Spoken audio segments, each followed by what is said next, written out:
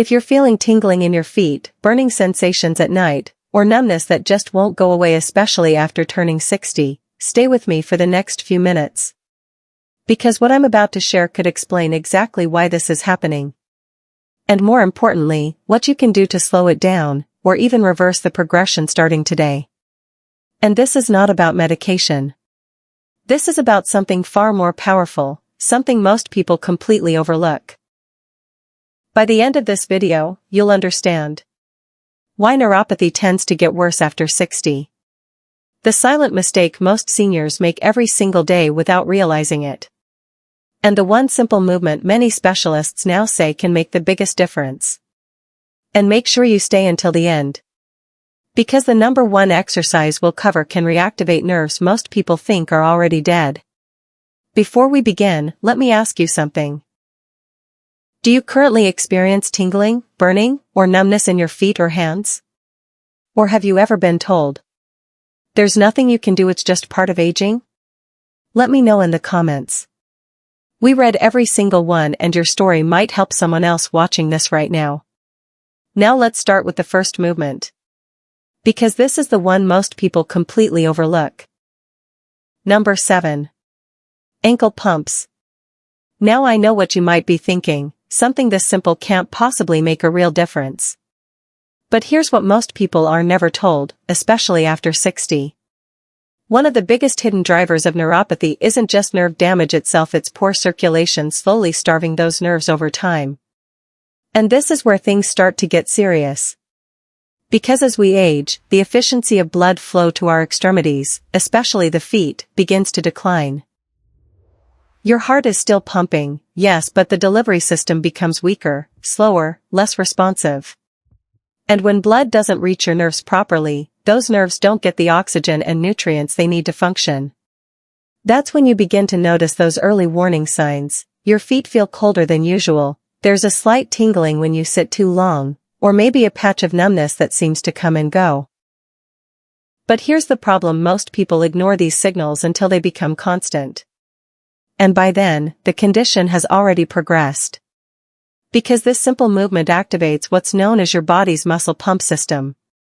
Every time you point your toes forward and pull them back, your calf muscles contract and relax in a rhythmic way that helps push blood back up through your legs. It's almost like giving your circulation a second heartbeat. And this is where things get interesting. Even small, repeated movements like this can dramatically improve blood flow in the lower limbs, which directly supports nerve health. So here's how to do it properly. Sit in a comfortable chair, keep your back straight, and extend your legs slightly in front of you. Now slowly point your toes away from your body, then pull them back toward you as far as you can. Don't rush it. The key here is control, not speed. You want to feel the muscles in your lower legs gently activating. Repeat this for about 20 to 30 repetitions, taking your time with each movement. Number 6. Toe spreading. Now this one might feel a little unusual at first, maybe even frustrating, especially if your toes don't seem to respond the way you expect. But here's where things get interesting, and honestly, a bit surprising. After the age of 60, one of the most overlooked changes in the body is the gradual weakening of the tiny muscles in your feet. These muscles are small, yes, but they play a massive role in keeping your nerves active and responsive. And when those muscles weaken from lack of use, something important begins to happen. The nerves that once controlled them start receiving fewer signals. Less communication. Less stimulation. And over time, those nerve pathways begin to go quiet. That's when you start noticing that disconnect. Your feet don't feel as responsive, your balance feels slightly off, and movements that used to be automatic now feel uncertain. But here's the problem, most people think this is just aging. They accept it. They stop trying to use those muscles altogether. And that only accelerates the decline. This is exactly why toe spreading is so powerful. Because it directly reactivates those dormant pathways. When you intentionally try to spread your toes apart, you're forcing your brain to reconnect with those small, underused muscles. And even if the movement is barely visible at first, your nervous system is still firing. It's still learning. It's still rebuilding those connections. The mind-muscle connection matters here more than you think. Because this isn't just about muscle strength, it's about nerve activation. Over time, with consistent practice, many people begin to notice small improvements. Their toes start responding more. Their feet feel more awake. Balance improves. And even that sense of numbness can begin to fade slightly. It's not instant, but it's real. And this is where things get even more important. Because once you begin reactivating those nerves, your body becomes ready for the next level of stimulation. And the next exercise takes this a step further by not just activating nerves, but by boosting the system that feeds them entirely. Number 5. Calf raises. Now this is one of those exercises almost everyone has seen before, but very few people actually understand how powerful it becomes after the age of 60. And here's the problem, most people either rush through it, do it mindlessly, or stop doing it altogether because it feels too basic. But what they don't realize is this: your calf muscles play a critical role in keeping your entire lower body alive and functioning properly. In fact, they're often referred to as your body's second heart. And that's not an exaggeration. Because every time your calves contract, they help push blood back up from your legs toward your heart. Now think about that for a moment. If those muscles weaken, which they naturally do with age and inactivity, then blood begins to pool in your lower legs. Circulation slows down. And when circulation slows down, your nerves are once again left without the oxygen and nutrients they need. That's when symptoms like heaviness, swelling, tingling, and even burning sensations start to appear more frequently. But here's where things get interesting. When you strengthen your calf muscles properly, you don't just improve blood flow, you create a consistent, powerful pumping system that supports your nerves all day long, even when you're not thinking about it. So here's how to do calf raises the right way. Stand up straight and hold onto a chair or wall for balance if needed. Slowly rise up onto your toes, lifting your heels off the ground as high as you comfortably can. Now here's the key: don't rush back down. Hold that top position for about 2 to 3 seconds, really feeling the muscles in your calves engage. Then lower your heels slowly back to the ground. That controlled movement is what makes the difference. Repeat this for about 10 to 15 repetitions, and as you build strength, you can gradually increase the number. And if you stay consistent with this, something remarkable starts to happen. Now we're getting into the most important ones. But before we continue, if you're finding this helpful, hit the like button and subscribe. We share simple, evidence-based health strategies for seniors every day. And the next exercise might be the one your doctor never mentioned. Number 4. Heel walks. Now this one might feel a little awkward at first, maybe even a bit uncomfortable. But that's actually a sign that it's working in a way most exercises don't. Because here's what happens after 60 that many people are never told. The connection between your brain and your feet, the signals that tell your body where you are in space, begins to weaken. It's subtle at first. You might feel slightly unsteady when walking, or notice that your steps aren't as confident as they used to be. But over time, this can develop into something more serious. Because when nerve signals slow down or become inconsistent, your brain doesn't get accurate information from your feet. And that's when balance issues start to appear. That's when you feel like your feet aren't fully there. And in some cases, it even increases the risk of falls. But here's where things get really interesting: heel walking directly challenges and retrains that communication system. When you lift your toes and walk only on your heels, you activate the muscles along the front of your lower legs, muscles that are deeply connected to nerve pathways responsible for coordination and stability. And because this movement is unusual, your brain has to pay attention again. It has to re-engage with your feet in a more focused way. So here's how to do it safely. Stand upright near a wall or sturdy surface for support if needed. Lift your toes off the ground so that your weight shifts onto your heels. Now take slow, controlled steps forward, keeping your toes elevated the entire time. Start with about 10 to 15 steps, And don't worry if it feels strange at first, that's completely normal. The key is to move slowly and stay in control. And with regular practice, something powerful begins to happen. Many people notice improved stability when walking. Their steps feel more deliberate, more confident. And that sense of disconnect in the feet begins to fade slightly. Number 3.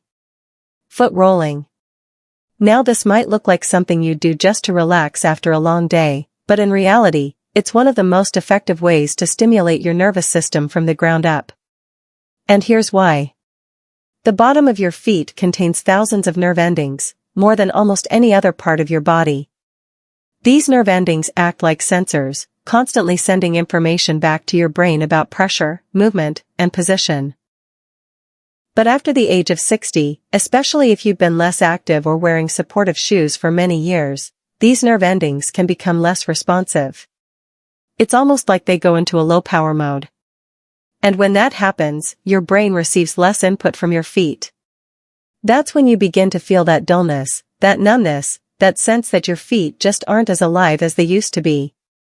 But here's where things get interesting. When you use a simple object like a tennis ball to roll under your foot, you're applying gentle, consistent pressure across those nerve endings.